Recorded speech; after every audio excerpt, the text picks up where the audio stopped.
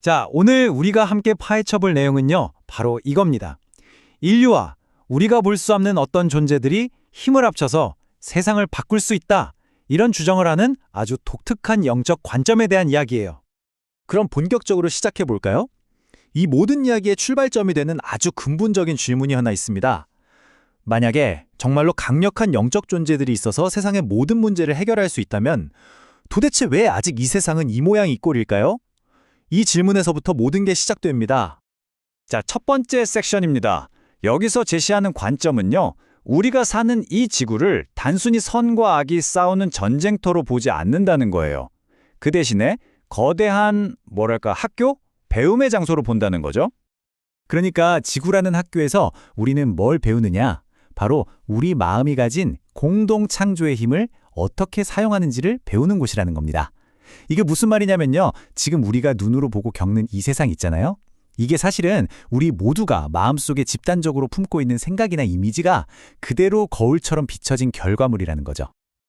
여기서 정말 흥미로운 지점이 나오는데요. 한번 비교해 볼까요? 보통 우리는 어때요?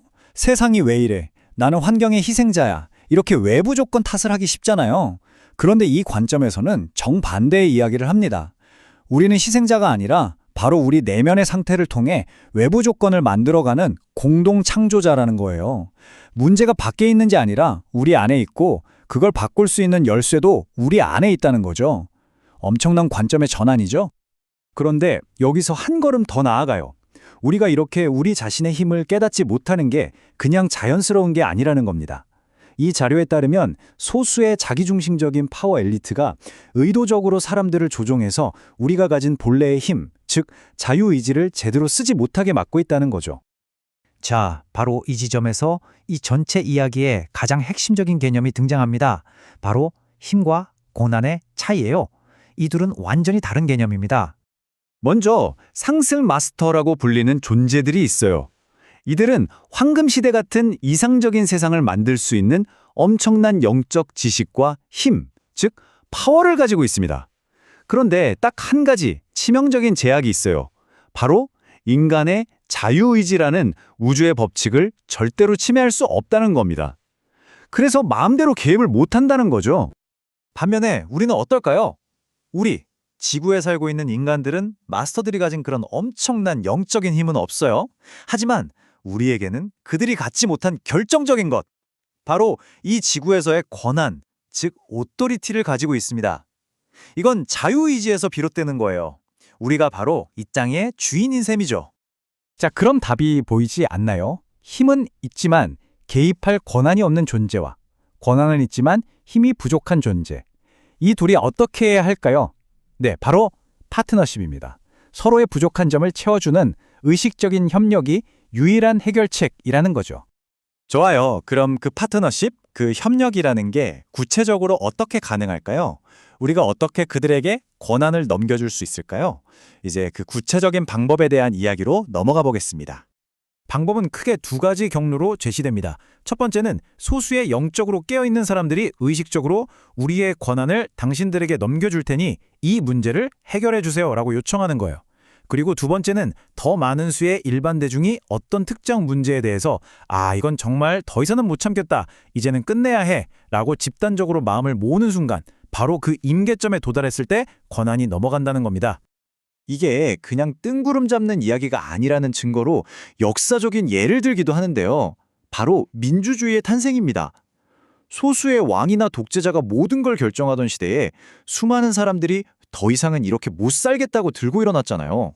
그렇게 변화를 요구하는 사람들의 수가 임계점을 넘었을 때 결국 시스템이 바뀌고 민주주의라는 새로운 시대가 열렸다는 거죠. 바로 이런 원리라는 겁니다. 그리고 이런 고난 이양을 더 적극적으로 할 수 있는 구체적인 도구들도 제시하는데요.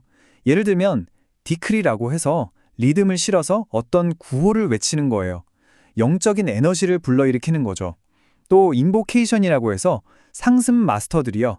이 문제를 해결하도록 행동해 주십시오 라고 명확하게 요청하는 확언 같은 것도 있습니다. 심지어 영적 심판을 요청해서 아주 이기적인 존재들이 스스로를 돌아보게 하거나 아니면 무대에서 퇴장하도록 할 수도 있다고 해요. 자, 그렇다면 이렇게까지 하면서 우리가 궁극적으로 이루려는 목표는 과연 무엇일까요? 이 모든 노력의 끝에 있는 비전, 바로 황금 시대에 대한 이야기입니다. 이 황금 시대라는 개념은요, 아주 거대한 우주적 시간표 안에서 설명이 됩니다. 약 2000년 전에 시작된 물고기 자리의 시대가 있었죠. 이 시대는 마스터 예수가 이끌면서 우리가 외부의 구원자에게만 의존하려는 마음을 극복하도록 가르쳤다고 해요. 그리고 지금 바로 우리가 사는 이 시대가 그 시대가 끝나고 새로운 시대로 넘어가는 거대한 전환기라는 겁니다. 그리고 앞으로 다가올 2000년은 물병자리의 시대라고 불리는데요. 마스터 생 제르맹이 이끌면서 바로 그 황금 시대를 지구에 구현하는 것을 목표로 한다는 거죠. 그런데 이 생 제르맹이 꿈꾸는 황금 시대의 모습이 이게 보통 수준이 아니라고 해요. 너무나 진보적이고 지금의 우리 상식과는 달라서 대부분의 사람들은 이걸 듣고도 상상조차 하거나 혹은 에이, 말도 안 돼 하고 받아들이기조차 힘들 정도라고 합니다. 결국 이 모든 내용을 한 문장으로 압축한 것이 바로 이 인용문입니다. 우리 자신만으로는 아무것도 할 수 없지만 상승 마스터와 함께라면 모든 것이 가능하다. 상승 마스터는 자신들의 권한만으로는 아무것도 할 수 없지만 우리의 권한이 있다면 모든 것이 가능하다. 정말 완벽한 요약이죠? 힘만 있어서도 안 되고 권한만 있어서도 안 돼요. 이 둘이 만나야만 비로소 모든 것이 가능해지는 그런 공생관계를 이야기하는 겁니다. 자, 이렇게 모든 설명을 듣고 나니 결국 마지막 질문은 우리 자신에게로 돌아옵니다. 이 모든 이야기의 핵심은 결국 미래를 만드는 열쇠, 즉 선택권이 우리 손에 쥐어져 있다는 거니까요. 여러분은 과연 어떤 미래를 함께 만들어가고 싶으신가요?